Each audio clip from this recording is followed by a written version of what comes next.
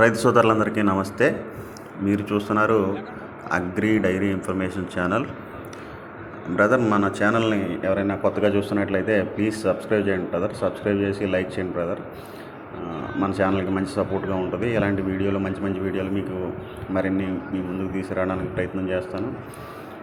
అలాగే dairy farm వీడియోలు కానీ ప్రతిదీ మీ ముందుకు వచ్చే ప్రయత్నం చేస్తుంటాను. ఈరోజు మనం వీడియోలో చూసేది చింతామణి దూడల సంత అండి. ఇక్కడ ఒక 4 నెలలు 5 నెలల దూడల కాడి నుంచి ప్రెగ్నెంట్ అయిన పడ్డల దాకా అన్నీ అవైలబుల్ ఉంటాయి.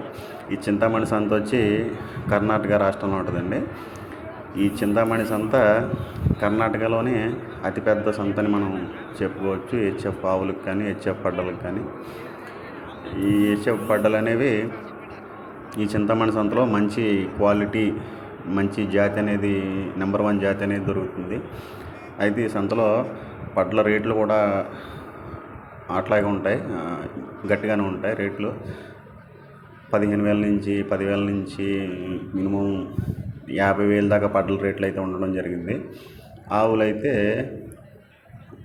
50,000, 60,000 నుంచి 1,50,000, 2 లక్షల దాకా కూడా సంతలో రైతులు కొనడం అయితే జరుగుతుంది. ఇక్కడ ప్యూర్ జాతి అనేది దొరుకుతుంది. హెచ్ఎఫ్ కానీ జెర్సీ కానీ, ఎక్కువ హెచ్ఎఫ్ ఆవులు కానీ పడ్లు కానీ దొరుకుతాయి. ఇది కర్ణాటక రాష్ట్రంలో ఉంది. ఇక్కడ రేట్లు చూస్తే పడ్లు 15,000, 50,000 మించి కూడా ఉన్నాయి మంచి పడ్లు అయితే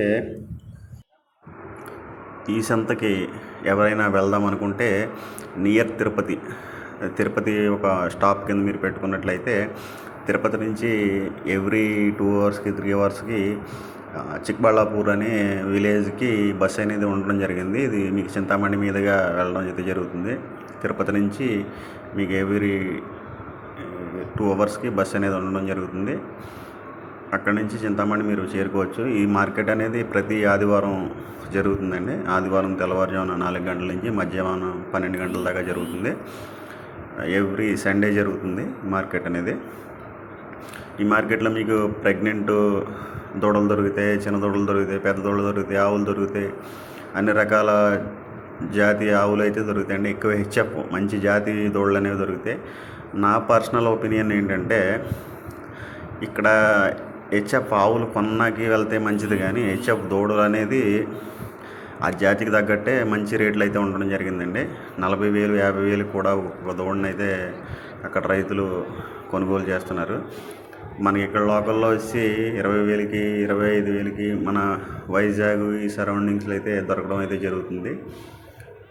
నా పర్సనల్ ఒపీనియన్ ఏంటంటే ఆవులకి అయితే అంత దూరం వెళ్ళొచ్చు, కానీ ఈ దూడలకు వచ్చేసి అంత దూరం వెళ్ళడం అనేది మంచి విషయం కాదని నా పర్సనల్ అభిప్రాయం.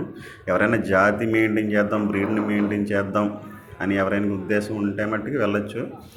లేదు కదా, పడ్లు కొన్నాకే అయితే అంత దూరం అయితే వెళ్ళక్కర్లేదు. ఆవులు విషయంలో అయితే వెళ్ళొచ్చు. పూటకి 10 లీటర్లు, 15 లీటర్లు, 20 లీటర్లు ఇచ్చే ఆవులు కూడా ఈ మార్కెట్లో దొరకడం అనేది జరుగుతుంది.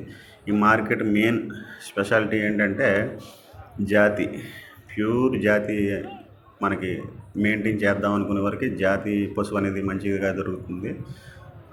ఎవరు ఎక్కువ దళారులు నమ్మి మోసపోద్దండి.